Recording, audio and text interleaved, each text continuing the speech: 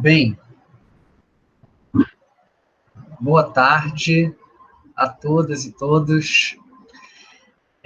Meu nome é Vitor Alevato do Amaral, eu sou professor do Instituto de Letras da Universidade Federal Fluminense e participo do Núcleo de Tradução e Criação, que é o núcleo que vem organizando os ateliês já há alguns anos, e nesse período de pandemia tem continuado com os ateliês em formato virtual. Nós estamos hoje no segundo ciclo, por assim dizer, de ateliês do ano de 2020. E, na verdade, encerrando o segundo ciclo de ateliês com um bate-papo hoje que vai ser com a Shelly Bhoil, apresentada pela Gisele Wolkoff, que é nossa colega aqui na UFF e membro do Núcleo de Tradução e Criação. O Núcleo de Tradução e Criação é um núcleo interdepartamental que congrega professores, pesquisadores, estudantes, para além da UFF também, que tem interesse em tradução e criação. Por isso o nome é Núcleo de Tradução e Criação. Até porque nós também vemos a tradução como uma forma de criação. Então, sem mais delongas, eu vou passar a palavra para a professora Gisele, que vai apresentar a nossa convidada de hoje. Eu tenho a impressão de que a nossa conversa vai ser um pouquinho em inglês, um pouquinho em português. Shelly entende um pouco do português, mas se sente mais à vontade com o inglês, mas no final, as perguntas vocês podem escrever no chat em qualquer das duas línguas, tá bom? E a gente vai tomar nota e passar essas perguntas no final para a Shelly. Gisele, com você. Shelly, prazer te ver depois de tanto tempo. Muito obrigada, Vitor. Muito obrigada, Vitor, é um prazer estar com vocês, né? É um grande prazer, uma honra fazer parte do Núcleo de Tradução e Criação e da UFF, né, onde eu leciono no Instituto de Ciências Humanas e Sociais, e poder desenvolver, continuar pensando a tradução, desenvolver pesquisa em tradução e criação, né? Então, muito obrigada a todos que estão aqui conosco hoje, Vitor, Carolina, Beethoven e Shelly, nossa grande convidada. A Shelly Bhoil é uma poeta indiana, uma acadêmica que estuda o Tibete, né, tem um doutorado sobre ficção tibetana pela Índia, tem o seu livro de poesia de 2016, que eu muito indico, chama-se An Ember from Her Pyre, eu espero que saia em português em breve. Ela também editou, então, esses 2 volumes, The Tibetan Subjectivities on the Global Stage, que foram publicados em 2018, e New Narratives of Exile Tibet, para sair. Também para sair tem um livro, Brazilian Portuguese Translation of Preposição de Entendimento, né? Seu livro de poemas em português. Estou bem curiosa, sair pela Urutau. E agora ela está editando, acho que a Thelma também, né? Coedita com a Shelly, o Cadernos de Literatura em Tradução, dedicados a saírem, próxima edição a sair sobre o Tibete. E então vamos falar um pouquinho sobre o Tibete, vamos conhecer melhor a literatura tibetana, a tradução e como é que tradução nos leva a conceitos de identidade, não é? Eu vou fazer as perguntas em inglês, ele vai respondendo, depois se tiver dúvida, fiquem bastante à vontade para, como o Vitor já falou, colocar suas perguntas em português e a gente vai traduzindo aqui. Shelly, welcome. É um grande prazer tê-la conosco. Você tem sido uma grande amiga há muitos anos, né? Conheço a Shelly dos tempos da USP, que eu ainda participava de programas de extensão, como monitora, como parte da pós-graduação, e a Thelma, então, nem falo, né, Thelma, quantos anos a gente se conhece? Mas ter a Shelly conosco hoje é uma grande honra, para além de toda a amizade, escutar sobre um espaço que é pouco privilegiado na geopolítica mundial, que é pouco ouvido, pouco lido, pouco conhecido, então acho que a Shelly nos dá essa grande oportunidade de conhecer sobre esse espaço ainda misterioso, né? Misterioso exatamente por ser pouco falado, pouco conhecido. Ok? Então, can we start? Can we get started, Shelly?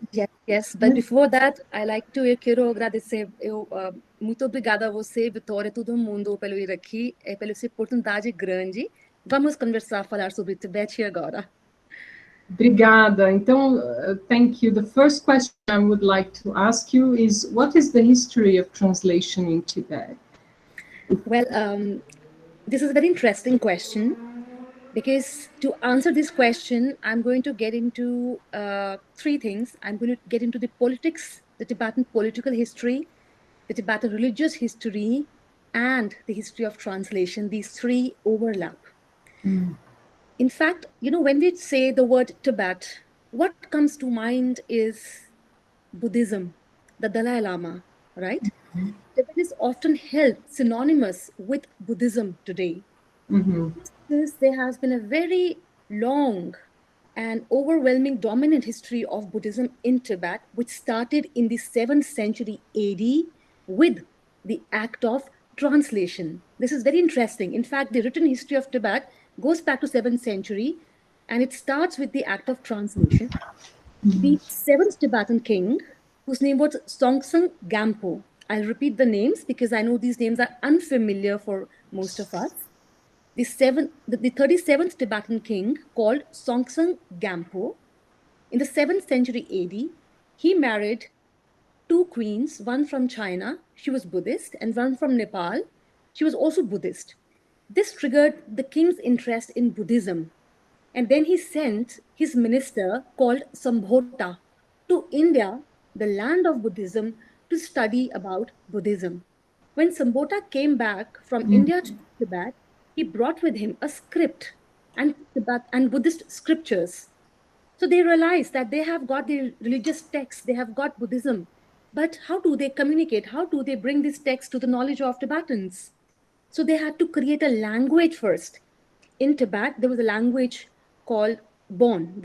In fact, Bon is the religion, culture, and language that was there in Tibet before Buddhism.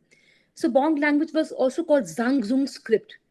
So this minister, Sambhota, he picked up some nuances, some words, some alphabets from the existing Zhangzhung script, and he used the Indian script, that was the Gupta script, the script from the Gupta reign in India at that time. He combined these two scripts, and what he came up with was called the Tibetan script we know today. So they invented a script for the purpose of translation. And then they had to make a class of translators. They were called Lotsavas. And this class of translators began to translate these Buddhist texts into Tibetan. This is how we begin with the history of Buddhism in Tibet, the political history of Tibet, because it was at this particular time that Tibet unified as a mighty empire. Until this time, there were principalities, there were small regions, but at this time, because of Buddhism became a pan-Tibetan identity, and the standard Tibetan script also became a kind of a pan-Tibetan language for Tibetans to communicate. Like we have Portuguese in Brazil, or like we have Hindi in India, the language which is most widely spoken. So from here began the political history of Tibet. And from 7th century onwards until at least 17th century, continued the task of translation.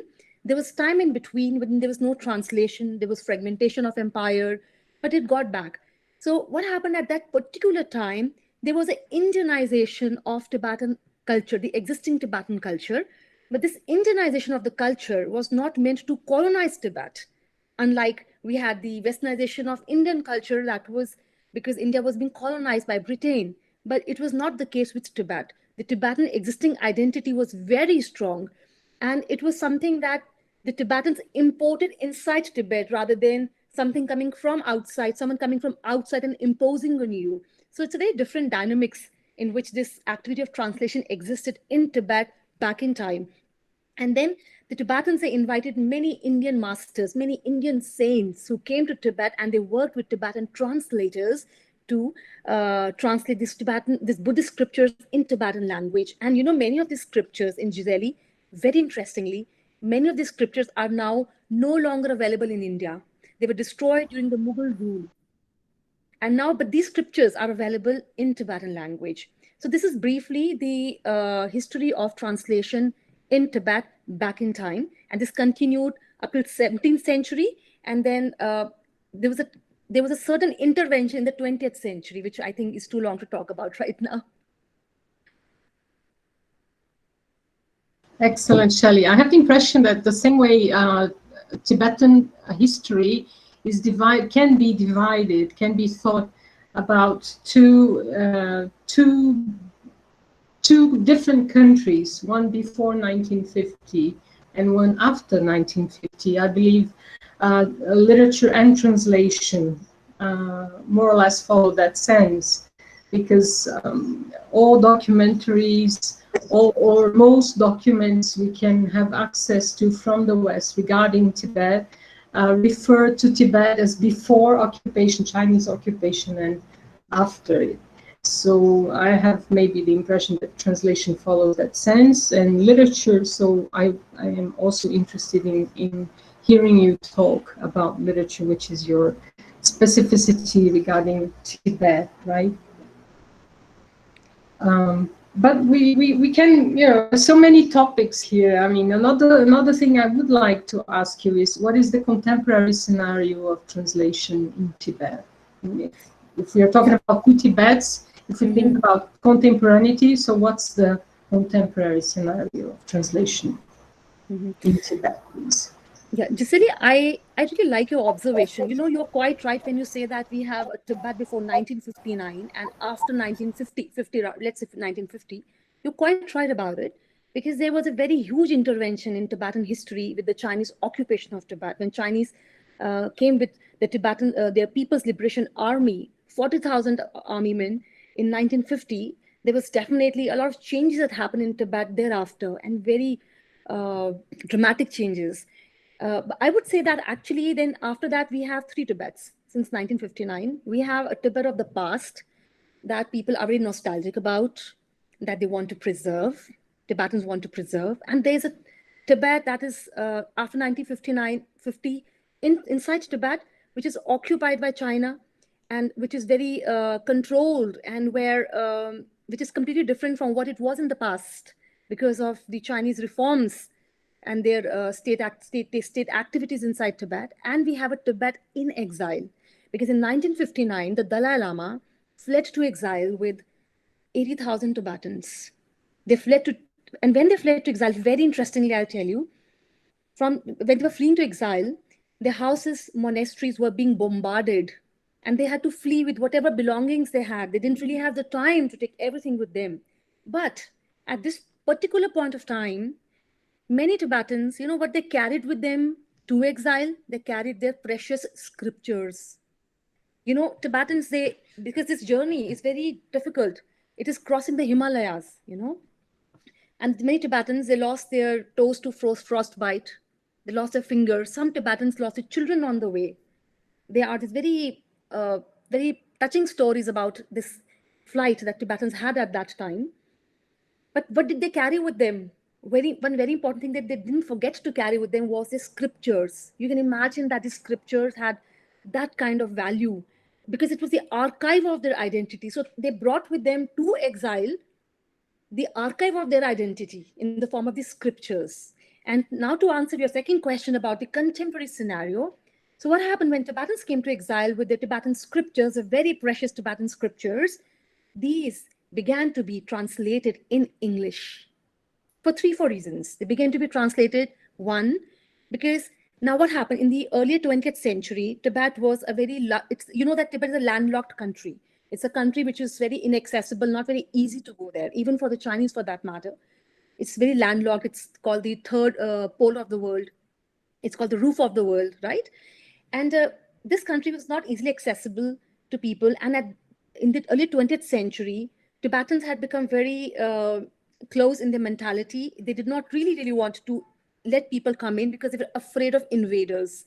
And this was also a time of great game in Asia. You know, the Russian czars thought that the British are going to enter their place, and the British were wary of the Russian czars. So Tibet was treated like a buffer zone, and Tibetans, they were not very welcoming at this particular time because they realized that in their landlocked, in their staying isolated remains their safety. They did not realize the overwhelming sweeping changes that were happening outside Tibet at this time. So, you know, it was a very landlocked country. So what happened at this particular time, when the Dalai Lama came to exile, he was welcomed as the Buddha of the latter day. And the Western world that was so keen to know about this mysterious country, and which was actually even spoken about in very exotic terms in Western films like Lost Horizon, you know, a landlocked country, suddenly this became accessible to the people from the West. And they welcomed the Dalai Lama and the Tibetans. They were very interested in Tibetans. So at this particular point of time, the Tibetan scriptures that were imported, that were smuggled out to exile, these began to be translated with the help of Western friends who learned the Tibetan language into English. And what happened after this is there was an overwhelming Buddhization of Tibetan identity. Until this period, yes, Buddhist was the Tibetan identity. We would say that Tibet and Buddhism was synonymous, but there also existed other Tibetan identities. There were Tibetan Muslims, there were born Tibetans. Born Tibetans were those Tibetans who continued practicing their mother religion of Tibet, right? They were Tibetan Christians, they were Tibetan Muslims, Uyghurs, right? But in exile, everything became Buddhist. Everything became overwhelmingly Buddhist. It became the political as well as the cultural identity in exile. So, but thanks to these events, that Buddhism became accessible to all of us. It's accessible to people in the West. It's accessible to people in India. Even in Brazil, we have a Tibet house, and they are planning to start a course of Tibetan Buddhism in Portuguese, I think from next year onwards. So this is what happened with translation when Tibetans came to exile. Inside Tibet, what happened was very sorry. Inside Tibet was a dark phase, a dark period. Tibet became even more inaccessible to the outside world. It was occupied by China. Chinese, they had this period of cultural revolution in Tibet, in China. In China, I think it lasted 14, 15 years. In Tibet, it lasted some 20 years. At this phase, the Chinese government, they began to destroy the Tibetan monasteries, the Tibetan books that were left over. They liquidated the Tibetan chieftains and the Tibetan elites. And they even shut down, after a while, they even shut down completely publication in Tibetan language, except for the party propaganda. At this particular time, the translation activity inside Tibet was limited to translating Mao's communism, Mao Zedong's communism in the Tibetan language for the Tibetans to be indoctrinated into a new ideology. Excellent, thank you. I think you have already even answered my third question, which has to do with the impact of translation, of the act of translation in Tibetan identity and culture, both in the past and present. I think you've given us some outline of such impact. But I'm also curious about the colonial implications of Tibetans' relationships with non-Tibetan languages, you know. Because the idea we have of Tibet from the past, for example, is it's an extremely far away, distant and closed culture. Nobody enters until the British soldiers arrive and try to negotiate with the Dalai Lama back in, I think, 1904 or in the beginning of the 20th century. And so up to that point, what would you say is the impact of Tibetan language and other languages into Tibetan language and culture, and their relationship with the external world. Because I think there's a lot of similarity there with Japan, for example, before the Meiji era. You know, Japan was very into itself, and then only in the 19th century, with the Meiji era, Japan opens itself to other cultures, other languages and cultures. So if you could tell us a little bit about it, I would be very much... Yeah, actually, these questions are so interrelated. And Gisele, let me first answer your first question about the impact of translation on identity of Tibetans. I spoke about it in brief. I'd like to elaborate a little bit more on this before I talk about the colonial implication. See, as I mentioned, that in the 7th century, when the translation activity began in Tibet, the Tibetan language became the lingua franca in Central Asia, and it had the same prestige at that time as had the Latin in Europe at that time. It became the lingua franca, which means that this language that was invented for the purpose of translating Buddhist scriptures into Tibetan, it was a very beautiful language, and it had a huge impact on the identity of Tibetans at that time, right? The first thing, as I told you, that because of this language and because of the Buddhist scriptures, all the Tibetans were not literate in this language, but it became also the spoken language in Tibet, right? And there was a culture of manilapas. Manilapas were these wandering minstrels. They used to depict stories of the life of Buddha and the great saints on a thanka, on a scroll, you know, and they would have this, and they would sing songs, you know. That's also literature, that's orature, right? And this was also brought in Tibet through translation. So this is what actually created a pan-Tibetan identity. And this identity became very dominantly Buddhist identity. Now, what happened in exile when, sorry, let me get back again. But then this Sanskrit was taken as a language of reverence. It was seen as a language that one reveres, one respects, right? But it never became the language of colonization because it was Tibetanized from the very beginning. It is not that Sambhota, the minister, brought the Indian script and he imposed the script. He created a Tibetan script out of this script. So therefore, the language was Tibetanized, and therefore it didn't have any colonial implication. And therefore, all the impact on the identity that this language brought inside Tibet was helpful. It was far more helpful for Tibetans to create their own discourse of identity, nation, and belonging. After the 20th century, when this literature was brought to exile and it was being translated into English language, it had altogether different implications for Tibetans. What were these implications? See, English, Tibetans did not have the same, they do not have the same relationship with English that I have as an Indian. As an Indian, English is my British heritage because it was given to me by the British colonizers. At that time in history, when I was not born, at the time of my great-grandparents, English was introduced as a language to hegemonize the Indian natives, to make them feel inferior about their own language, own culture, and to see the British as superior people. So it had a very colonial implication.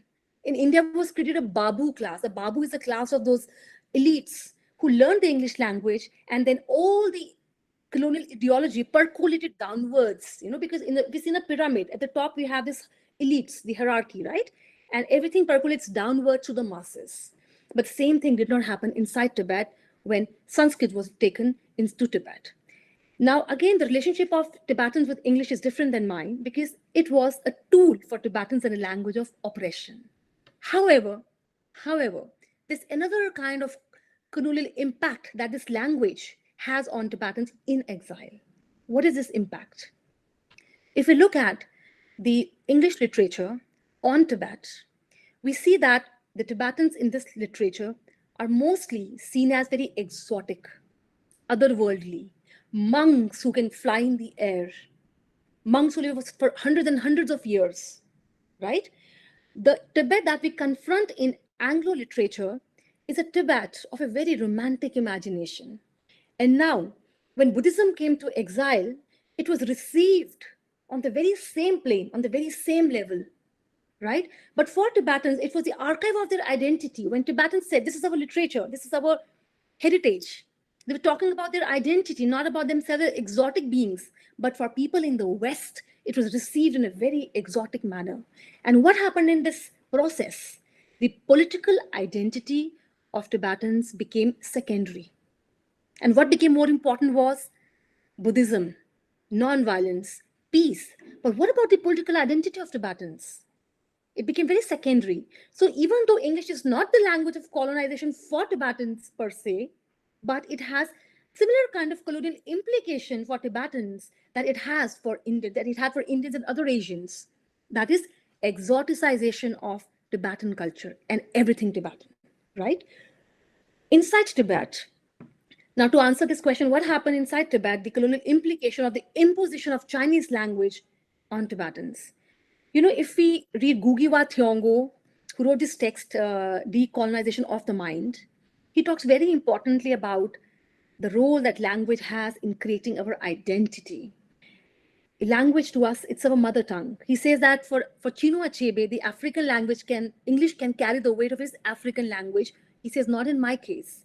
For me, it's my language that I need to teach, that I need to write in, that I need to propagate, that I need to promote.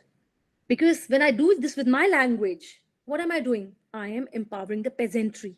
I'm empowering the working class, the low class. I'm empowering them. And we need to sing songs in our language, not in a African English or not in an Indian English, right? So this is also a very, very important argument. Unfortunately, inside Tibet, this could not happen. Inside Tibet, the class of literate Tibetans that we have today, or the writers that we have today, they are mostly writing in Chinese because they were raised or they were sent to schools where Tibetan was not allowed as a language of communication. Even until recently, it was allowed as a language in primary school, in primary classes, but not in senior classes. So what happens if you have learned everything in Tibetan in primary classes, but you're not able to study Chinese in senior classes and you're not able to get jobs because all the jobs are dominated with, they are very Chinese language dominated. So what happened? You end up losing opportunities of livelihood, right? This is how language is used as a tool to hegemonize. I think the word is hegemonize. Sorry, it's hegemonize, but I call it hegemony because I have a very Indian English and I'm very unapologetic about my Indian English. So I will call it hegemonize. I will not try to parrot or imitate the British accent. So pardon me for that. So, you know, so this language is beginning to hegemonize the natives in certain ways. It has begun to, they study about not their culture, but they study about the Chinese culture in Chinese language. The only resource for them that they have to have access to their own home culture are their parents. But now we have a fourth generation of Tibetans in Tibet since the Chinese occupation. So these stories are actually passed down from parents to the children and then them to their children. That's how some Tibetan culture is kept alive inside Tibet. There's a very, very negative influence of translation and of the imposition of the Chinese language inside Tibet, which is very unfortunate. Thank you, Shelly. You brought up so many interesting topics. I will start from the latest, just before we advance into the other questions I still want to make. You know, it's very common we hear the 14th Dalai Lama say that he's going to probably be the last one. And maybe this is connected to the generation of Tibetans who are immigrants. So this is one thing you might want to tell us, because these immigrant Tibetans who immigrated or who still immigrate to India, they are the big translators, aren't they? Not only culturally speaking, but also in other senses. And I'm thinking of Tungdui, of course, and a few others. So this was the first thing that called my attention as you were talking. And the other aspect that you brought, inevitably you brought it up, is the issue of somehow, even though we are third world countries or developing countries, we are studying even more marginalized societies. And I'm thinking of the case of someone in Brazil, for example, studying Cabo Verdean literature, or Luso literature from Africa. Mm-hmm. other spaces. Okay, and then the other part that I have to mention is how you you apologized for using your own English, which is still very colonial, and how we carry these things in our identities. You know, you used one term and you said, "Oh, this is the way I speak," and I said, "Nothing to apologize, nothing to be sorry about. We all have our own ways of speaking." But when we are in the environment of language, teaching and learning, unfortunately, there's still that view that we must follow the trend that is central or in the center. Anyway, these are just considerations before we enter more into your creative processes and how you as a translator gets influenced by the authors you translate. Okay. Whatever you want to say. This is like there are informal talks, so we're glad we can talk about these issues. Yeah, you said a lot of things, and I'm wondering where to start from. Maybe let me start from this, that I said I'm unapologetic about my Indian English. The only thing I apologize ever is that I speak very fast, and that is my personal problem.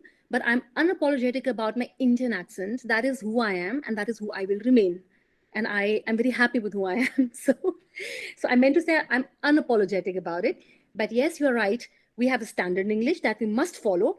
When we talk about Indian English or Tibetan English, what really varies are the tonalities, the tone, the pronunciation, the sentence grammar will be the same, the structure will be the same, but I might add up 3 conjunctions and make it a very long sentence because of my culture of oral literature, or the like I grew up listening stories. My grandma would tell me stories, so that still rings in my ear, and I still want to tell stories in the very same fashion. So that might come into my English, and I might say a very long sentence that may go to 10 lines or something like that. But yes, the grammar is the same. The spelling we cannot violate that. We have to respect that. So, but the tonalities are different. So now coming to the point about the Dalai Lama, when he says that he's the last Dalai Lama, Dalai Lama has not made any such kind of official statement, not in my knowledge. He is very fond of joking. He will say, "Oh, my next reincarnation is going to be a woman. My reincarnation will be a woman. We need a woman Dalai Lama." Sometimes he'll just joke about things. He's very fond of joking. But actually, I think if he has made any official statement about his reincarnation, he has said that the next Dalai Lama will be born in India, in exile, not inside Tibet. That is one official statement that he has made that I know. So we have to really understand when we interpret the Dalai Lama and the things he says. And Gisele, you talked about like Tibetans in exile, Sundu, for example, them as translators. Sundu writes in English, but he speaks Tibetan. But we have many other Tibetan writers in exile who are bilingual. One example I can give you, Buchumdi Sonam. So Buchumdi Sonam is a bilingual writer. You know what he does? He writes his own works in Tibetan. He writes in English. And what he does, he translates works of those Tibetan writers inside Tibet, who are prisoned, those who are banned, those writers that are banned inside Tibet. He translates these works in English, and then he writes in a book that he did last year called Burning the Sun's Braids. He has a disclaimer that these poets whom I have translated in English, they're not aware about this translation. And why he does this is because he doesn't want to jeopardize, he doesn't want to endanger their life inside Tibet, because the state government is very harsh there. And I'm sorry, when I talked last about the state of translation inside Tibet, I mentioned that many Tibetan writers are writing in Chinese, but there are still Tibetans who are also writing in Tibetan, though that the proportion, the ratio is not the same. It's not really balanced. So talking about, again, translation in exile, we're talking about translation of literature. How about translation of a culture, right? And how about also adapting to new cultures? When Tibetans came to exile, they had to reinvent their vocabulary. They had to even reinvent their language. For example, inside Tibet, they didn't have vegetables, but here in India, they had vegetables. So they had to invent new words, right? To talk about vegetables in exile. Even their lifestyles or even their personalities. for example, Tibetans, they don't have a second name. They only have first names. They only have one name. They don't have surnames. But in exile, they had to adopt a second name for forms, filling up the forms. For example, if you fill up a passport form, you need your primero nome, sobrenome. You need the first name and the second name.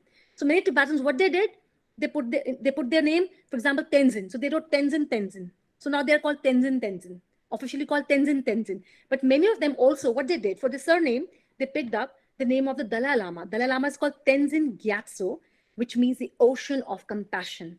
So many of them have picked up this Tenzin from the Dalai Lama's name. So if there's somebody, some ninja, so we'll say Tenzin Ninja Tenzin, you know. So these are also forms of adaptations, translations, transmissions. You know, this is already interrelated. It's really one molten thing, you know. It's very interesting. Even like, for example, when I talk about their lifestyles or their orientation or their personalities, even their date of birth, you know, inside Tibet, Tibetans never recorded their date of births. Only if there were very important Tibetans like the Dalai Lama or Karmapas or monks, their date of birth were recorded, or they made efforts to find out the date of births. But Tibetans, normal lay Tibetans, they did not record their date of birth. They did not, because they believe that birth is only, it's because the soul doesn't die. The soul continues until it reaches enlightenment, until it reaches nirvana, right? So birth is only a mere event in the life of the soul, and soul has no beginning, you know. So it's not really important. The birthday is not really important. But in exile, they had to put the date of birth on their forms. They had to put a date of birth everywhere. So what do? You will see that many Tibetans, and look at this, very ordinary Tibetans, very ordinary. Many of them might not have gone to school, you know, or some of them might not like really be able to read much also. You know what they have done? They have adopted 10th of March as their date of birth. 10th of March. Like, you know, for example, a friend of mine, he tells me, I don't know when is my birthday, but I put 10th of March in 1974. My mom said that you were born in 74 when the field had dried up. Around that time, I do not know, but I have adopted 10th of March because 10th of March is a very important political day in lives of Tibetans. This is the day in 1959 when Tibetans rose up in protest against the Chinese. This is the day when there was a Lhasa uprising. Lhasa, it was the capital of Tibet, and it's a place where the Dalai Lama had his house, his palace, and the government was based there. So there was a Lhasa uprising and there was a Tibetan uprising on 10th of March. And this is the day when the Dalai Lama fled to exile, followed by 80,000 Tibetans. So these are subtle ways in which, you know, they sort of, you know, Tibetans have acclimatized themselves with the language, social culture of exile, of the world outside Tibet. And language has a role to play. Dates have a role to play. I mean, dates, numbers is also language, right? Culture is also language. It all has a role to play. Thank you, Shelly. I think you've given us a great idea of the impact of immigrants and translations and cultural translation. And while you were talking, I took the liberty of posting in our chat here a link to an interview from BBC in which Dalai Lama says he should be the last. So, you know, just so you copy and maybe you can watch it, or whoever else is here can watch it later. I don't work for BBC, by the way. Don't get any money advertising them, unfortunately. But I would like to hear more about your insertion into Tibetan studies. Coming from India, you're from the south of India, if I'm not mistaken, right, Shelly? You're from Goa, or am I mistaken? I always get mixed up there. I'm from North India. I'm from Dharamsala. Dharamsala is actually the place where the Dalai Lama has his office in exile. That is the exile capital of Tibetans, and I belong to the same place, coincidentally. So tell us how you got started into Tibetan studies. And how did you get interested in Tibetan literature and the impact of studying it and translating it into your own creative processes once you're a poet yourself? Yeah. See, Gisele, this has a very interesting story to it, you know. I belong to Dharamshala, and Dharamshala, we have Upper Dharamshala, Lower Dharamshala. Upper Dharamshala is where Tibetans live. They have a Tibetan settlement. And I think 40,000, I think there are 40,000 Tibetans in Upper Dharamsala. That place is called Maklotganj. That was a town that was given by the Indian government to the Tibetans to rebuild, to build up their government in exile there. And it was a town that was shattered after an earthquake in India. So I belong to Dharamsala, the lower Dharamsala part. And Tibetans were my neighbors, you know. They were my neighbors. But, Gisele, I never cared to know about the cause. I never wanted to know about them, you know. I was never curious. Because for certain factors, one is my own ignorance, my own lack of awareness, my own lack of interest. Second is also the fact that Tibetans, they lived in a very closed community. They would have little interaction with Indians. They did have interaction. They have Tibetan hospitals which are open to Indians, you know. They have their cultural centers are open to Indians. The library is open to everybody. But we Indians cannot understand their struggles because we with us have the security of being a nation. We do not understand their struggles. We do not understand what goes on in their lives. Therefore, and you know, it happens like when I came to Brazil, I was looking for other Indians here as an immigrant, but they were exiles and they had so much hardship they had. And so they naturally stick to each other. Also, they would stick to each other because inside Tibet, under Cultural Revolution, the Tibetan identity was being attacked. And they had this factor of preserving it in exile, because initially the Tibetans had the idea of going back to Tibet when political stability was to be reestablished there inside Tibet, right? But it never happened. It's been 60 years. So because of this idea, they had only very strategic assimilation with Indians. They had to preserve their identity, their culture, their fear, what we call that, what do we have? Acculturation, the cultural acculturation. But it is happening over the years now because you can't stay so close forever, right? It's been 60 long years. So for me, Tibetans were my neighbors, but I didn't understand the cause until I met Tenzin Sundu, a Tibetan poet, in 2003 in Shimla. Shimla is another hill station in Himachal Pradesh. Himachal Pradesh is a state. So Dharamshala is one place, one hill station, which receives a very high rainfall, where we have the exile capital. I belong to this place, and Shimla is another place about 9 hours away from Dharamsala, where I was studying. So I met Tenzin Sundu in Shimla at my professor's house, where he gave a talk. And I asked, where are you from? Before the talk began, I asked, where are you from? And he said, I belong to a problem called Tibet. And then he explained, then in his talk, he explained that what is this problem called Tibet? And at that time, I was a master's student. No, I was doing my pre-PhD, my MPhil, we call in India. And I was actually working on post-colonialism. And it just occurred to me that we are all the time talking about in post-colonialism, we use the word post as if the world is truly post-colonized.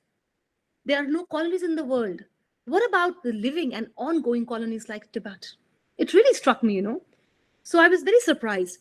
After that, every time I went to Dharamsala to my relatives during my vacations, I began to combine my tour with research.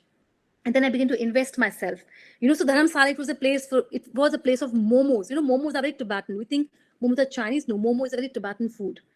So I began to combine. Until now, I would just go to Dharamsala or Maklotganj to eat momos, to the monasteries to chant, or to buy very fancy Tibetan clothes or very exotic Tibetan items. But now, Dharamsala changed into a place of political resistance for me. You know, Maklotganj became a place, it became a mini Tibet for me. And I began to go to Dharamsala for my research. So it started in 2003 and it continued. And I began to continue learning about Tibetan history, culture, language, people. When I came to Brazil, it is here that I realized that there's a need to have Tibet translated into Portuguese. But it took me many years, of course, because first I'm not very literate in Portuguese to translate into Portuguese, but I know enough Portuguese to proofread or help the Brazilian translators to translate into Portuguese, right? So when I came to Brazil, people asked me about my research interests. I mentioned Tibet, and many people didn't understand what I was talking about. So I had to say Dalai Lama. I said, oh, okay, Dalai Lama. But then they didn't again understand that he's a refugee, he's an exile, he's an immigrant, he's an exile. So I had to give that one. Therefore, I decided that it's very important to bring Tibet to Brazil And I'm very grateful to Thelma, John Milton, the editors of Cadernos in USP, who gave me this platform to bring Tibetan poetry in Brazilian Portuguese.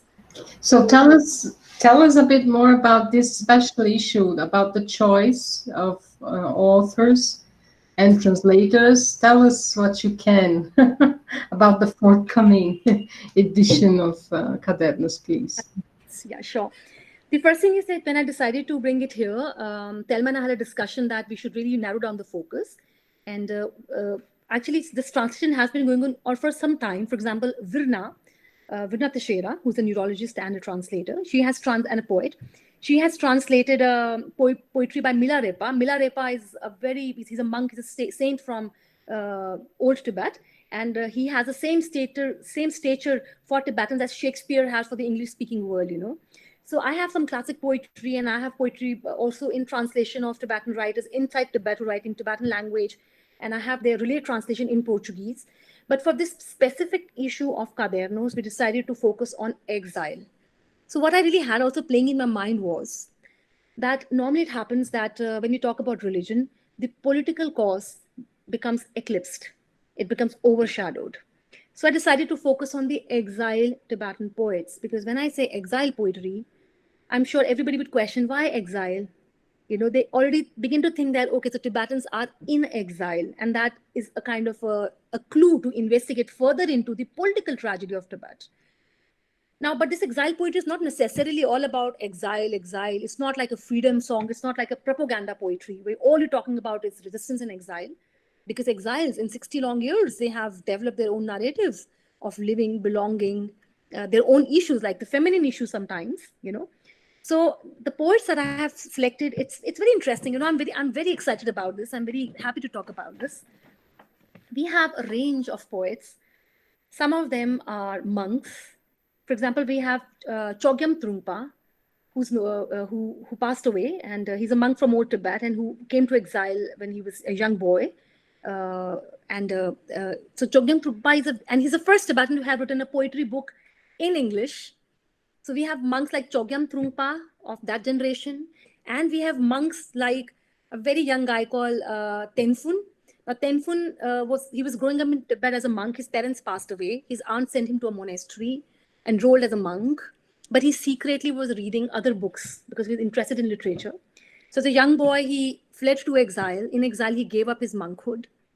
He gave up the monkhood and he studied in Delhi University. Then he gave up his education in Delhi University. He gave up his degree to go to Dharamsala and to become a rapper. So he's a rapper. He raps and he writes poetry in English. And we have people like Miss Tibet. Her name is Sarinki. She's the first Miss Tibet. She has a following of millions of people, and she's very well respected inside Tibet. So we have poetry by Sarinki.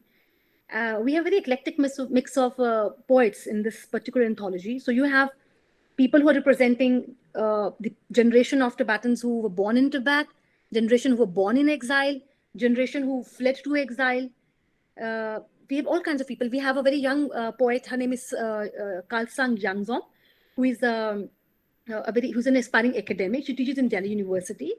So I think it's very interesting. One very important, interesting poet I'd like to talk about is Jindum Chofil. Jindum Chofil is very interesting. You know, he was a monk. He was a monk wanderer. He was born in 1904, the year when British invaded Tibet. He was born that time, I think 904 or 903, around this time. He was born around this time. And he grew up as a monk, and he decided to go to India to study Sanskrit. But when he went to India, he realized that Sanskrit is dead. It's no longer the language that is spoken. It's replaced by Hindi and English, right? So he learned the English language, and he wrote the Tibetan. You know, in Hindi in India we have a very famous text called Kama Sutra, which is the art of lovemaking. He wrote the Tibetan art of lovemaking. He wrote erotic poetry. He was a very progressive monk. He was a very un-Tibetan monk. His Buddhist poetry is very erotic, you know. And I have them in this collection. And a very interesting fact about Jindum Chofil, his life is very interesting. When the translation is done and the article is up, I'm sure you all would like to read more about him. He was imprisoned by the 13th Dalai Lama because of his progressive views. was imprisoned by the 13th Dalai Lama was very progressive, like Jendum Chofel, but because of political maneuvers, he was imprisoned by the 13th Dalai Lama. And in exile, the 14th Dalai Lama's biography was given the Jendum Chofel Prize in Literature. Can you see the paradox, the irony, the paradox, the comedy of all of this, you know? So it's very interesting. I'm very proud of the poets I've selected in this collection. And I think they do represent Tibetans from all walks of society, the monks, the laymen. There's a good balance of women writers and male writers. They are very elder poets, they're very young poets, and people who are from different professional backgrounds. Excellent. I'm already looking forward to reading it. Thank you, Shelly. I think the idea that we have a poetry, translation, and exile all together brings us a whole dimension of the atmosphere of artistic production, because artistic production comes in the moment in which communication lacks, and then art can offer another kind of communication. And then the three thematic aspects, or more than aspects, topics actually, poetry, translation, and exile, summarize the element of art there. And I'm sure your own, having read your book of poems, your first book of poems, I'm sure you write as a response to all these issues. Being particularly an immigrant in Brazil, having lived the experience of being in a kind of exile. Of course, it's not a political exile, but it's somehow being away from what's familiar, from what's base, from what's your home, creating home somewhere else, a response to all that, and to all those whom you have read. But one thing, when you mention about the Buddhist monk who decided to leave monastery to live, to go live another life than not that of the monk, I have many, I'm very curious about it, because if I think about priests, I can easily understand that. But when it comes to Buddhism and Buddhist monks, that gives me another dimension of religious existence and experience. So I'm sure your poems about, the poems in which you mention Dalai Lama can give us some account of that new atmosphere, new religious atmosphere too. And I'm talking about new for us in the West, right? we have started familiarizing ourselves more with that in Americas, I think, from the 1990s on, with the growing Eastern religious movements advancing in the US and all other areas of Americas. It's when we start looking at the East in a more different perspective than in the past, maybe. Correct me if I'm wrong. No, you're quite right. You're quite right in saying this. So you'd like me to talk about the? Whatever, it's just a, okay. Really, just comment. So feel free to comment back, or say whatever else you want. If we have time, Vitor, yeah, we have time a little bit to continue. Yeah. Okay, so maybe let me just talk about the process of translation that is involved in this anthology of Cadernos, this special edition of Cadernos.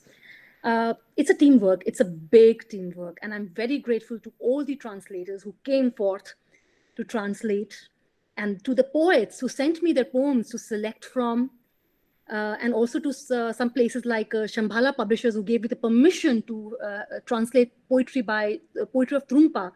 So I'm very grateful to all of them. I'm very grateful to USP, to John Milton for accepting this proposal.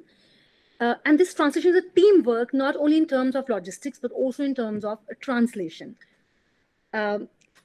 For example, let me talk about a teamwork for 2 poets in this anthology who have written originally in Tibetan language. So what happens when we have their works in Tibetan, in Brazilian Portuguese, it's twice removed from original. So there's loss, In translation, we always have a loss. We always lose something in translation, but I insist we also gain in translation. And how has this happened? So we have this poem by Sarinki. Sarinki is former Miss Tibet, and she's a Tibetan presenter living in US, United States. So she speaks English, but she's not very, her English is not too advanced to comment or write in English. She writes poetry in Tibetan language, and she has a huge following inside Tibet. Her poetry is very classical in style, and I decided to have at least one Tibetan poem that's written in the Tibetan classic style of writing, classic poetry, which is based on the text called Kavya Darshan.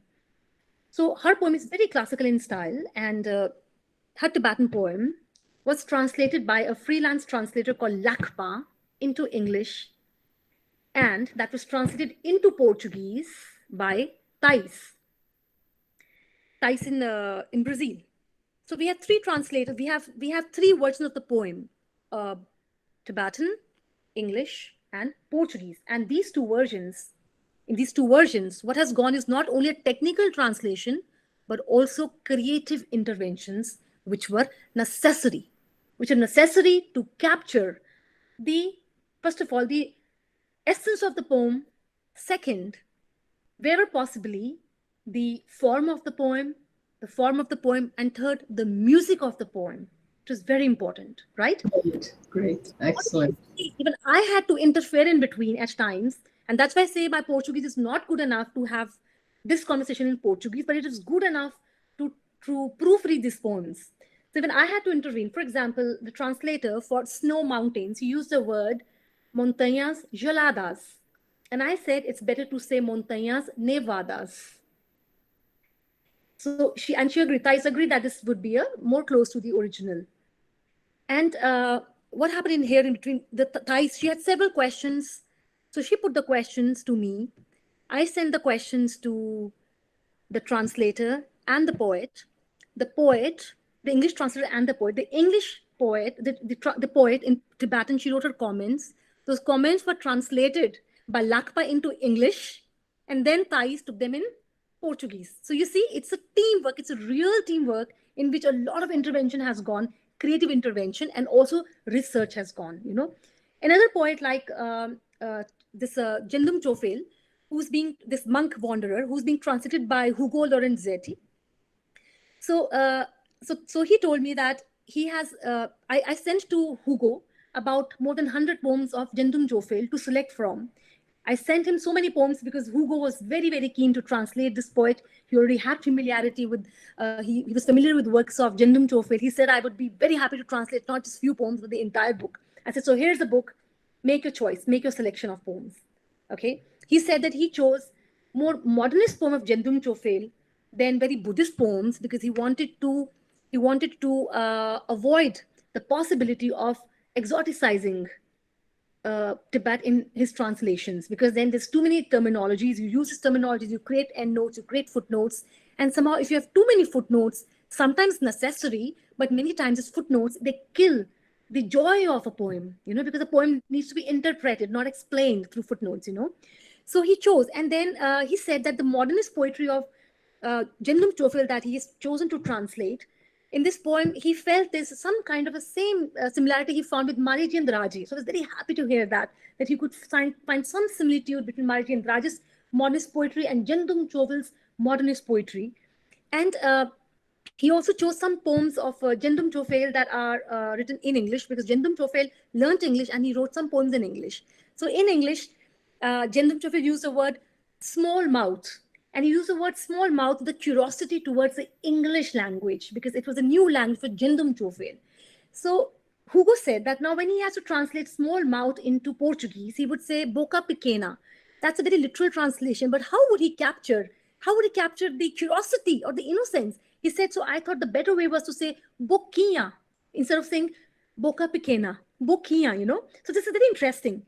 And then for the Tibetan language poetry of Jendum Chofel that Hugo is translating, he's actually following annotations. Therefore, annotations are very helpful. That's why for the specific Journal of Cadernos, we're using annotated translations, because the annotations really help.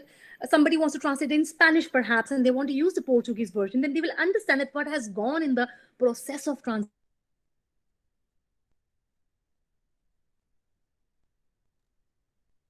Chauvel's poetry, which was very helpful for him to understand the sentence structure, the music of the language, the nuances that has been there. So I think this is very interesting, and I like to give some more examples, since this is all the people here are they deal with translation.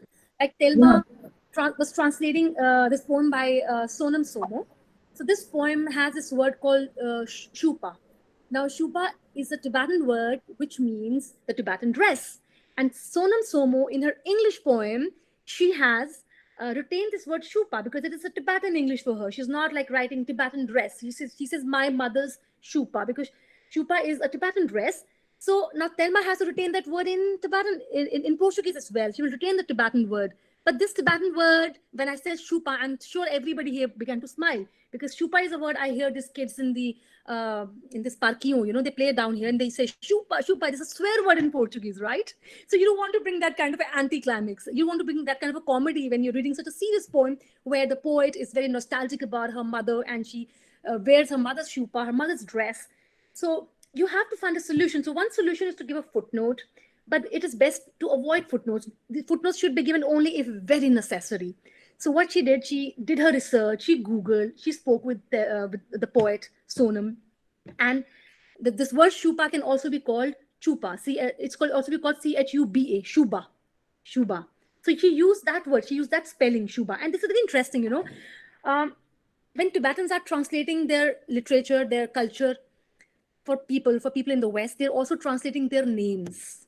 They're also translating their names, which cannot be very easily rendered in English language, So like, for example, this poem that by Tenfun, this poet, this little monk boy who became a rapper, ultimately ended up being a rapper. In his poem, there's a name of a market in Tibetan. So Marina, who's translating this poet, she writes to me that, oh, look, in the same poem, this word, this name of Tibetan market is written in one way. It has one spelling. In the end note, there's another spelling. And in Google search, I find a third spelling. So what is the standard spelling? You're lost. Because now you're translating these words which are not easily translatable in a language. For example, we say Ronaldo, but it will go Ronaldo in some other place. But now you're bringing it to Brazilian. So how do you translate? Because the idea of translation is not to scare the reader. The idea is to bring reader to the text. So how do you do that? By being creative, just not technical. A translator is a double responsibility, because you are doing the technical job of translation and being very faithful, and also you're doing a creative job of selecting words which are faithful as well as they have the poetic nuance to it. So she said, now what do I do? So I said, this is something that you should know about Tibetan culture. This is something that we get to know about Tibetan culture, that when they're translating themselves for the exiles, they're translating their names that even lost in languages. They're even lost in various spellings, the various phonetic renderings of their names, So these are some of I've just given some examples of from some translations. These are some very small instances of how we have done work, how this has been a team work. I'd like to give one more example. I think I'm sticking to my one last example. Like, Guilherme Gonteji Flores, he's been translating poetry of Chogyam Trungpa. Trungpa, this Tibetan monk who really found the Shambhala Center in the West and who was a founder of many Tibetan universities in the West. So in his poem, there's a poem based on sutra. Now, sutra is a mantra. Sutra is a Sanskrit word. So he wrote to me, now Tengping Trungpa is no more, but his poetry he wrote in English. He said, but how do I translate the sutra and this poem? There are these words like su, e, o, because this poem is very onomatopic. Chogdam Trungpa's idea about this poem was to make the readers read the letters like su very slowly, so that this evoking of the mantra, this is a chanting of the prayer, So what he did not translate the alphabet; he translated the sound into Portuguese, So that's all. This is all the things that we have done in bringing. I'm very excited about this particular edition because a lot of hard work, teamwork, passion, thoughtfulness, research has gone into. this particular. Great. I'm glad you're talking about it. You're sharing it to us already before it comes out. And I am very curious about the choices all the other colleagues have made into their own creative processes of translation, because nowadays Thelma can email the writer she's translating, or she can even call in Skype. But I think about the translators not so long ago that could never have contact with the writers they were translating. And then one technique was always the technique of creation, transcreation. And some editors, however, are not very fond of that. So I'm glad you're very open and very excited about new possibilities in translation, Shelly. Thank you very much for your all your talk and your pre-sharing your hard work of editing such issue on Tibetan literature. I'm sure we are all eager to read it. I'm very grateful to you and to all the translators. You're also one of the translators in this anthology.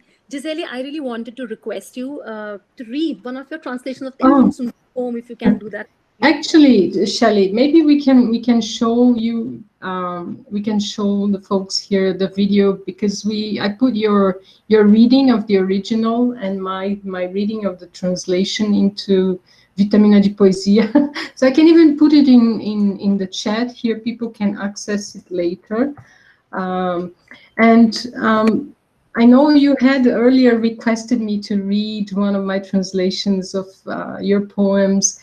But I'm still actually not only your poems, but Tundu's poems. But I'm actually still working on the ones that are to be published. And I had that idea in mind. The first reaction I had was, I'll contact Tundu and ask him directly once I have free access to him. But no, this is not how I'm thinking about the translator as in old terms. The translator has to recreate, regardless of how far he can go into the knowledge of the original. He should go into the furthest he can, but not necessarily with that easy access. Maybe I can change my mind by the time we finish this, but so I don't know if you want to read those two poems together. Now you can, instead of leaving it to the folks to access it later, or Vitor, can we open for questions? Well, it would be a delight to hear Shelly read at least one of the poems, but otherwise we can open for questions now. You'd like me to read one of Tibetan poems, or one of the... Why don't you read one of those poems that appear in the 2016 edition of the literary journal? By the way, I'll try to find that link here and post it in the chat so other people can read it while you recite or while you read. No, I'm not able to figure out which poem you want me to read. My own poem? No, or... whichever. Yeah, I thought about your own poems about Tibet. Let me see if I find the link here. The one you sent me earlier. The Dalai Lama. Yeah, the one that has... Okay. So I'm trying to find the link for that. Or whichever poem you want to read. Okay. Shelly, feel free to read whatever. I will read this very simple poem called Prostration. The poem is not yet complete. It's just a first draft.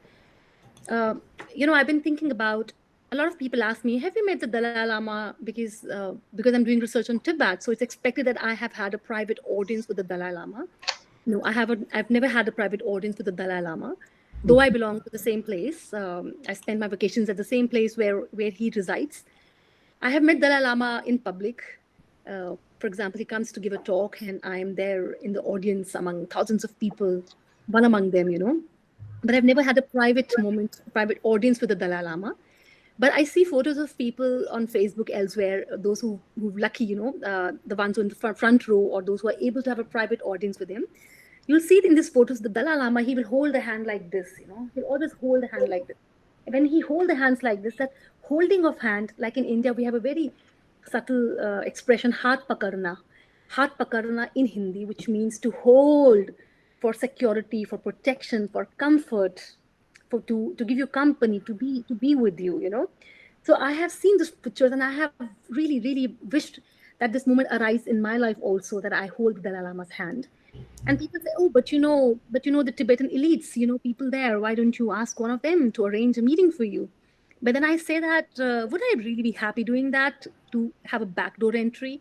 Like, in India, we have Indian temples, and the last few years, we have a culture of a VIP entry to the temple.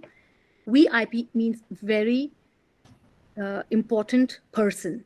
So when we have temples and there are a lot of devotees who go to the temple, these devotees, these devotees who go to the temple, there are a lot of them, and they are in a haste. So what happens? Some of them, they bribe, they give some money to the priest, they bribe, and then they have another entry, which is called a VIP entry. That is, if you have a kind of offering of this much, then you enter a VIP line.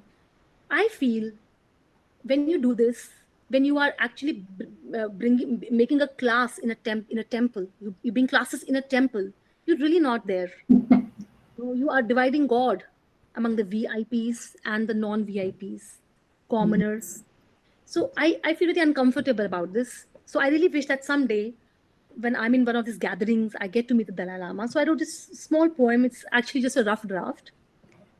A small dream, or perhaps it's a big one, to bypass all the backdoor entries and lose myself once again in the nondescript anonymity of the crowd of seekers, wearing nothing but my soul upon my sleeves, and the sparkle of this rich dream in eyes, when I am all bowed with the lightness of the elements of my humble being.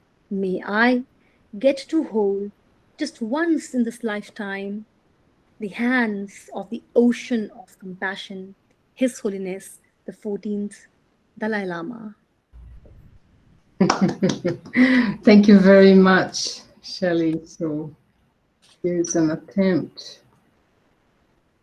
Thank you. Translate. I'm putting your poem and the translation in the chat. Thank you. But also, I think we have one version of it in Vitamina de Poesia, but not the final version, because I want the poems to be there. So thank you very much. I think Peter can open if anyone wants to. That would be a good moment for comments, questions, for an open conversation. Well, if you want, you can. Vocês podem escrever as perguntas no chat em português ou em inglês. Nós passamos para a Shelly, tá? Well, I have a question myself, so maybe I could start. Shelly, it's always wonderful to hear from you, to learn from you. I was wondering here about Tibetan literature today. Where is it? I mean, there are so many exiles, as you mentioned.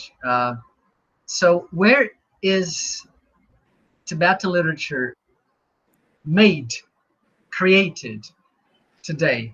Is it the geographical aspect? How much does it matter?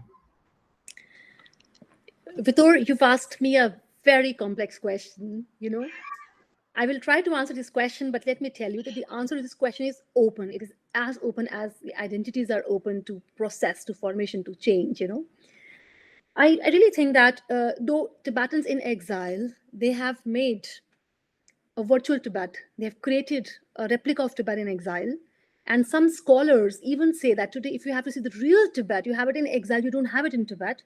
But I really believe that the real Tibet exists in Tibet, because that's the land and people and land, their culture and language. It's actually one unit, one whole. So I would say that the literature written by Tibetans in Tibetan language inside Tibet is Tibetan literature primarily. Then the Tibetan literature written by Tibetans in Tibetan language anywhere in the world, whether they're immigrants, exiles, is also Tibetan literature. Then Tibetan literature written by Tibetans in Chinese, Hindi, English, or whatever languages they are learning is also Tibetan literature. A lot of Tibetans are, of course, because they have sentiments attached to their language, which is under threat of survival in a certain way. So they become very written out what is Tibetan literature. They say only written by Tibetans in Tibetan is Tibetan literature. But I really think that we also have to take in consideration those writers who did not have the access to the Tibetan language when they were growing up because of their socio-political situation problem. So I think that answers your question. Geographical, I think that is the first consideration. Geographical and the language is the first consideration, but these are not the only two considerations, especially that we are living in times of globalization. And there is a funny coincidence, Vitor, about, I think, the topic of exile and writing and belonging in a hybrid way as regards Tibetan literature and Irish literature, because many Irish writers discuss exile and write from exile. And I think from what Shelly's been showing us, many contemporary writers that call themselves Tibetan are actually in exile. And then there's this strange situation in which they write in a language which is common, lingua franca, but at the same time, it's not really native language. It's not really belonging, which is even worse than the Irish case, because English is part of Irish life, even though many Irish writers wish Gaelic were the lingua franca. So I see many common aspects. That's why I went back again to the issues of poetry, translation, and exile as motives for creation, and as not only motives, but the engine of art, for at least for many writers.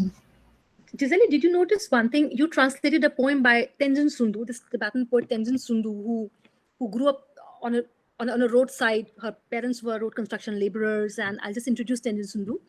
And he wears a red bandana here, and he says he will only take when Tibet will be free. And he lives a very simple life. He's a Tibetan activist and poet, and even the place where he lives in Dharamsala is called Rangzain Ashram. Rangzain, which means freedom. Ashram means shelter. So he calls it a shelter of freedom.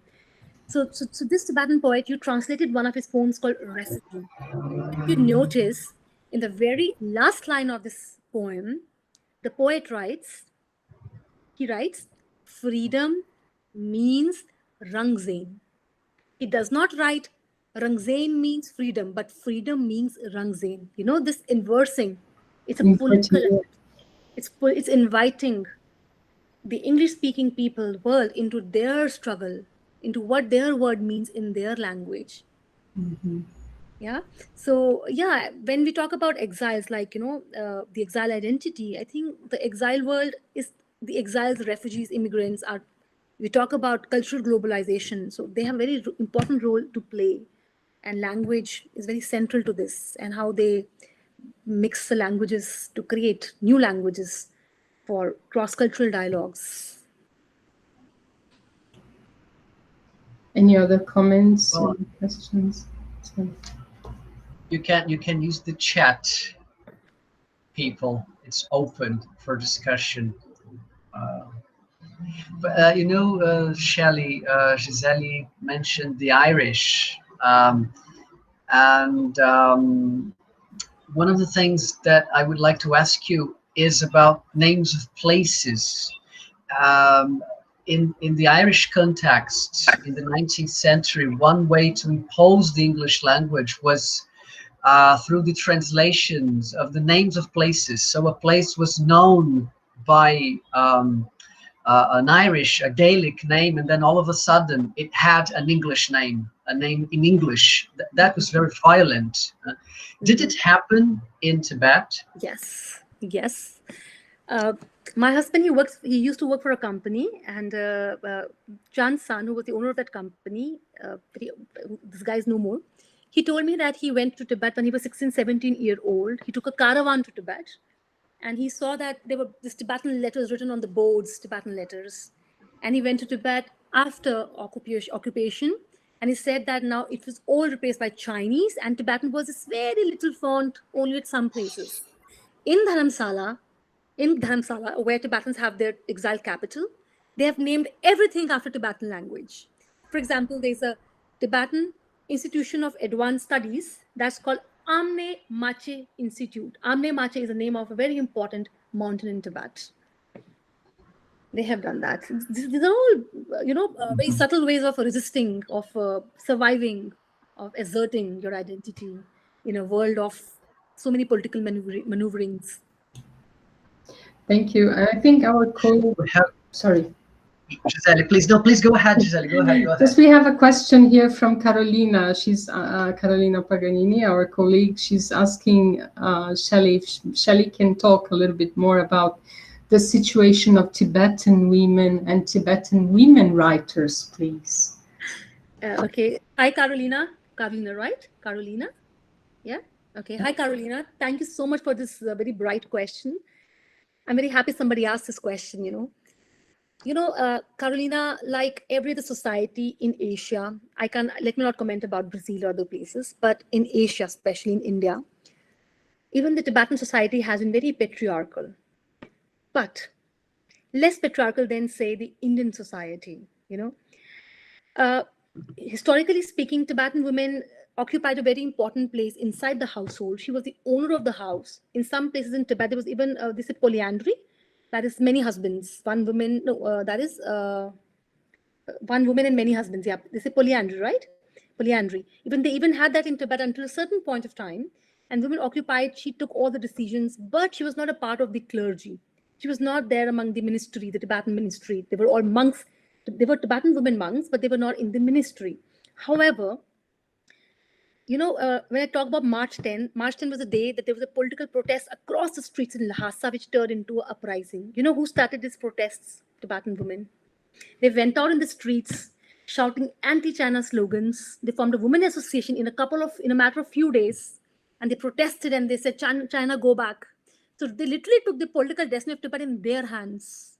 And when they came to exile, the Tibetan women, but again, when they came to exile, the Tibetan women, most of them, they took up the role of nurturers, and men took up the role of workers to a lot of extent. But there were few Tibetan women who were also doing works, but they were all from aristocracy. Like, for example, the Dalai Lama's sister was taking care of the Tibetan children, and she opened up a school for the orphans. There were many orphans, But over the years, Tibetan women have actually taken up the role of leadership. So much so that there's a Tibetan government in exile, and they have a Tibetan prime minister, and they have an election, because there are about 1.5 million Tibetans in exile, and even Tibetans who are in US, UK, many places, they vote in these elections. They cast their vote because they have Tibet House, Tibet centers everywhere, and these votes are collected. And now one of the candidates for the coming Tibetan election is a Tibetan woman. If she's elected, she'll be the first Tibetan woman to be the Tibetan prime minister. Also, the Dalai Lama, he has commented that my reincarnation will be a Tibetan woman, but these statements he has made not officially. These official statements can only be found on the official website of Central Tibetan Administration. So these are some at the level of politics. In terms of literature, I did my research on Tibetan English fiction, and I did not find any Tibetan woman novelist or writer. Yeah, I found a very few Tibetan women poets. But now in the last 20 years, a lot has changed. Now, in fact, the representative Tibetan woman poet today is a woman. Her name is Saring Wangmo Dhompa. Her poems are translated by Lucy Collins for this anthology. And Tibetan women are really doing very well now. Tibetans are the most resilient, most successful refugee community. And in this success also counts a success story of Tibetan women, how they have carved for themselves a niche, a very special place in their society, be it in politics, be it as doctors, be it as engineers, be it as writers. And we still don't have a collection of, we don't still have a novel by a Tibetan woman, but we do have important works by Tibetan women, like a collection of short stories that came out in this year, 2020, by Seyang, whose poems also we are going to include in our anthology of Cadernos, translated by Enel Thais, poems on Momo love. So we do have these short stories, but we still don't have any Tibetan women novelists. I'm actually working also parallelly at this time. I'm also working on the first collection of Tibetan women poets, and I'm talking with HarperCollins for this anthology. So I have this project in the pipeline for next year, and a lot of Tibetan women, they have collaborated with me. They have sent me their works. So this is it. I hope that answers your questions, Carolina. It's a very important question. We cannot not ask these questions. Thank you. Thank you to Shelly. Very nice to hear about it and the role of women in Tibet. Thank you. Welcome. Pleasure.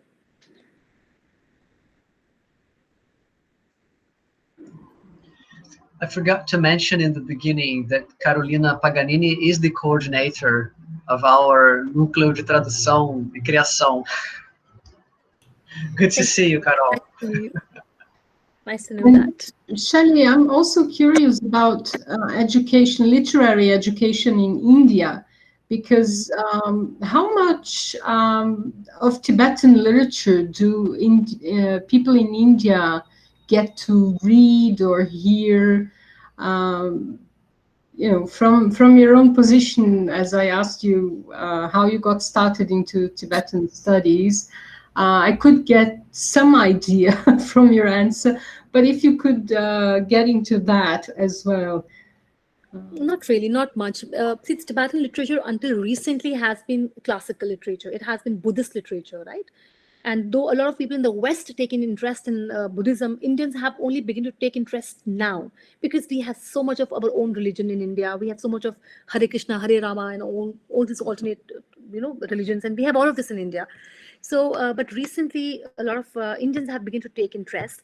Tibet House in Delhi is offering a Nalanda course, diploma course on Buddhism, and there are more than 600 people, and many of them are Indian in this course. It's online, and even the Tibet House in Brazil, it might interest people here. Tibet House in Brazil is going to start a course of Tibetan Buddhism in Portuguese for Brazilians sometime next year. So keep an eye on that. You might be interested in that, doing that course. It's a very unique opportunity, So, but in India, we Indians did not really study much of Tibetan literature. In fact, any of it in our syllabus. Even the Tibetans in India, the Tibetan schools, they study their literature. They study the biography of the Dalai Lama. They study some history books, like Tibetan history written by Shakapa in this syllabus, in their curriculum, but they don't study their literature especially the secular literature, like Tenzin Sundu's poems are not a part of the curriculum. Jendum Chofel, who is such an important writer, whose poems are not a part of the curriculum, unfortunately, who's been translated world over and who's really carved, but his poems are not translated, his works are not taught in the Tibetan schools.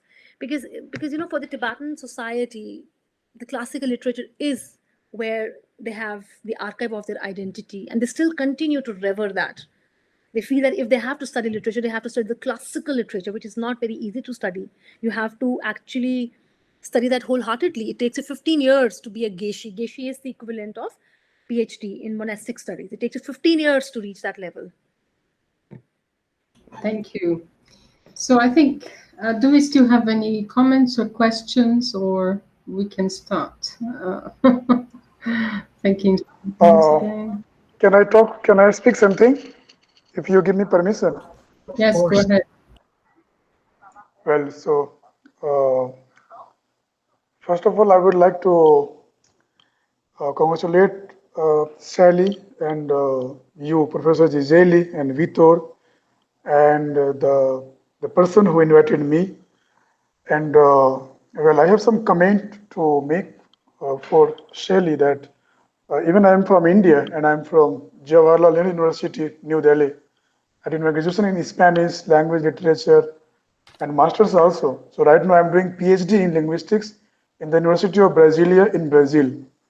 And now my area is like language teaching, translations, and language policies. So, well, even I was not aware of the facts, some informations that Dr. Shelly has shared with us, like about this Tibetan literature, because in India, generally we are not taught these things.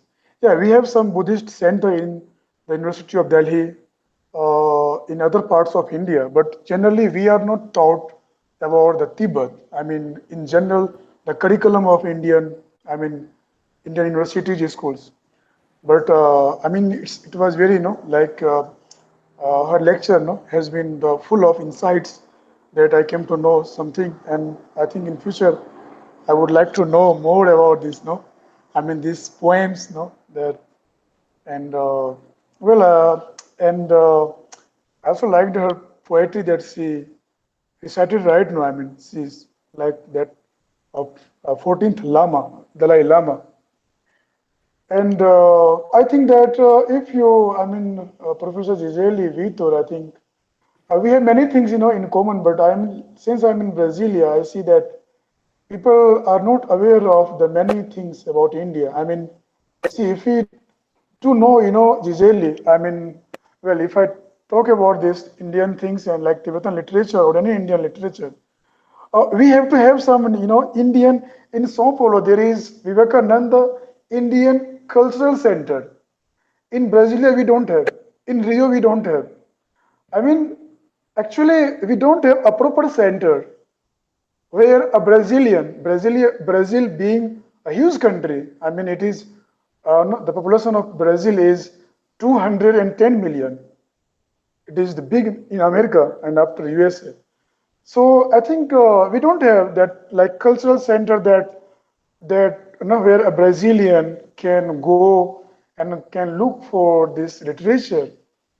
And same for, and there's not a single language institute where, because if you want to know the culture of India or Tibetan culture or like anything, you need to know at least the basic of language, at least few people who are from this area, who are from, like I've seen this Shelly, she has used many languages, many words like kavya, darshan, and many things. These words, Brazilians will not come to know. They will not understand until we, because in Brazil also they have typical words. Sometimes I'm very confused in the classroom. Sorry to interrupt, Shashi, but it's not that. Actually, a lot of Brazilians are studying Indian literature. They are looking Indian Hindi language at Indian Cultural Center here, Center of Swami Vivekananda, and they go to India to study. And they have produced some really, really good research on Indian literature. A lot of it is done. And but so my suggestion was that if you are living in Sao Paulo, if you can try to, because I have some information about, because someone told me that in Sao Paulo there is language courses, but if you can make an arrangement for Brazilian people living in Sao Paulo or Rio, at least Rio, Sao Paulo, and Porto Alegre. Yeah, you should make the suggestion to the Indian embassy there.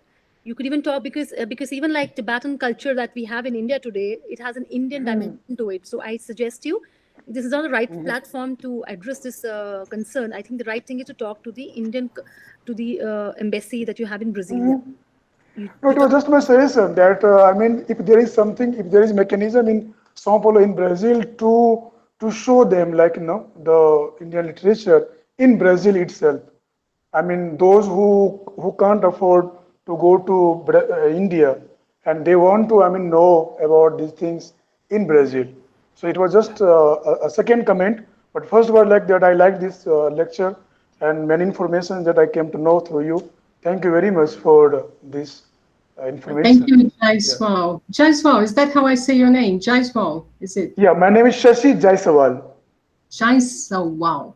Thank you very much. Of course, widespreading culture starts in university, but goes beyond it in cultural centers and all sorts of associations, which always appear as long as there are people willing to to sponsor, and artists and other people willing to take part. So I'm sure Shelly has knowledge of other people that have been contributing to the widespread of Indian culture, and I'm sure you will be able to meet more people beyond the walls of university in charge of that. Thank you very much. Vitor, is that with you? Oh, thank you. Thank you all for watching. Thank you so much. Thank you very much. I really enjoyed this talk, and it's a great opportunity for me to talk about Cadernos Special Edition and to see all of you. I feel a sense of community. Thank you so much for everything. Thank you for joining us and accepting our invitation of being with us. Thank you all for being here. Bom, foi prazer participar dessa conversa. A gente sempre aprende tanto com a Shelly, ela sempre traz elementos de culturas que são, para nós, ainda distantes, e a gente vai aprendendo sempre aos pouquinhos. Cada vez que eu converso com a Shelly, eu aprendo mais, cada vez que eu ouço falar, aprendo mais. Ela realmente tem feito um trabalho fantástico no Brasil. Eu tive a sorte de participar da antologia de poemas indianos, né, que saiu em 2018, foi uma delícia todo esse convívio, que ainda foi pouco, viu, Shelly? Precisa ser mais, a gente precisa se reencontrar ainda. Agora, bom, hoje acho que chegamos ao fim, né, da conversa. Eu quero agradecer muito, muito, Shelly, a tua participação. Eu quero agradecer a mediação e as perguntas da Gisele, foram excelentes. Quero agradecer pela participação de todos e todas que estiveram conosco hoje. E, bom, o link para quem quiser obter certificado já está colado no chat, tá? Este foi o último ateliê deste ciclo, né? Mas a gente deve ter talvez alguma coisa, enfim, o Facebook vai estar atuando para disseminar as nossas ações, Instagram também, então se vocês estão seguindo a gente no Instagram, no Facebook, vão receber notícias, e por e-mail também, todo mundo que se inscreve para participar dos ateliês entra na nossa mailing list. O Alan acabou de colar de novo, obrigado, Alan, o link para quem quiser certificado. Bom, como a gente sempre faz, se eu não estiver esquecendo de nada, e aí se eu estiver esquecendo, a Carol me corrige, ela está aqui atenta, mas acho que era o momento da gente fazer uma foto aqui, quer dizer, que na verdade é um print da tela, né? Então eu vou convidar todos vocês a abrirem suas câmeras, quem quiser, evidentemente, né? Quem não quiser, estou vendo vários rostinhos aqui, tem umas letras também, não, tem uma letra só, os outros são fotos, né? E eu vou fazer um print, tá? Para guardar aqui nos nossos arquivos do NTC, tá? Bom, eu fiz uma surpresa, agora eu vou fazer mais um, agora todo mundo sorri, pentei o cabelo e tal, eu vou fazer mais um, peraí.